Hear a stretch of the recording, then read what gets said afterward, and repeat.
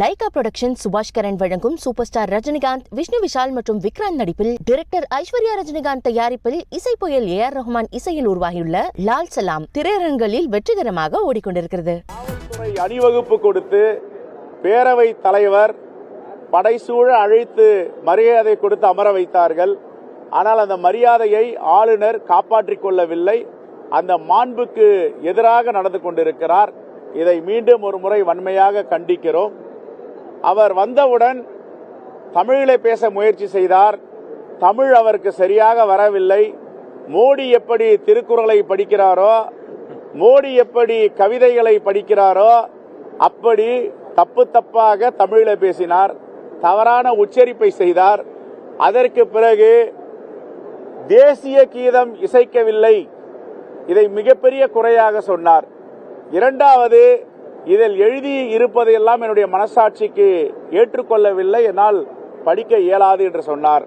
நாங்கள் சாமானியர்களாக கேட்கும் ஒரே கேள்வி, தமிழ்நாட்டின் மரபு எப்பொழுதுமே தமிழ்தாய் வாழ்த்து.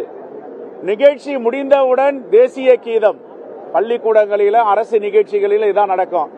இதை கூட புரிந்து கொள்ளாத ஒரு ஆளுநராக இருக்கிறார். அல்லது வேணுமென்றே விஷமத்தனம் செய்வதற்காக தமிழ்நாட்டின் சட்டப்பேரவையுடைய மாண்பை சிதைப்பதற்காக திட்டமிட்டு இப்படிப்பட்ட செயலை இன்று ஆளுநர் அரங்கேற்றி இருக்கிறார். வன்மையாக கண்டிக்கிறோம். இவருடன் ஒப்புதல் பெற்ற பிறகுதான் அந்த ஆளுநர் உரை முடிவுக்கு வருகிறது.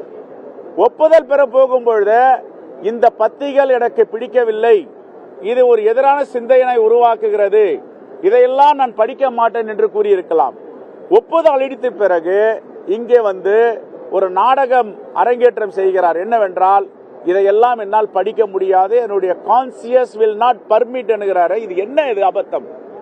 நான் மாண்புமிகு முதலமைச்சரிடம் கேட்பது, இந்த ஆளுநரை மாற்றும் வரை தெலுங்கானாவில் எப்படி ஆளுநர் உரை இல்லாமல் சட்டப்பேரவையை நடத்தினார்களோ அதே போன்று அடுத்த ஆண்டு இவர் நீடிப்பதற்கு வாய்ப்பில்லை, பிஜேபி அரசாங்கம் அமைவதற்கும் வாய்ப்பில்லை. இனிவரும் காலங்களில் இப்படி நடைமுறைப்படுத்தினால் இதை மாண்புமிகு முதலமைச்சர் அவர்கள் இப்படிப்பட்ட ஒரு அவலங்களை அகற்ற வேண்டும். இப்படிப்பட்டவர்களுக்கு இடம் கொடுக்க கூடாது. மாண்போடு நடத்துகிறார்கள் ஆளுநரை.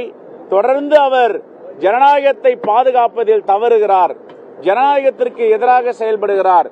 ஆகவே வன்மையாக காங்கிரஸ் சட்டமன்ற கட்சி கண்டிக்கிறது. ஓகே,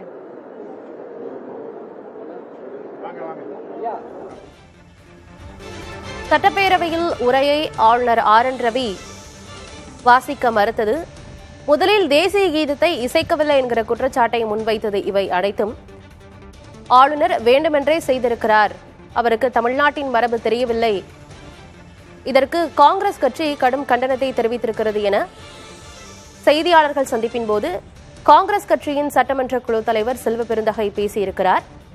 தமிழக சட்டப்பேரவையில் காலங்காலமாக பின்பற்ற வரும் மரபுதான் பின்பற்றப்பட்டிருக்கிறது என்றும் அவர் பேசியிருக்கிறார். அதனை பார்த்தோம்.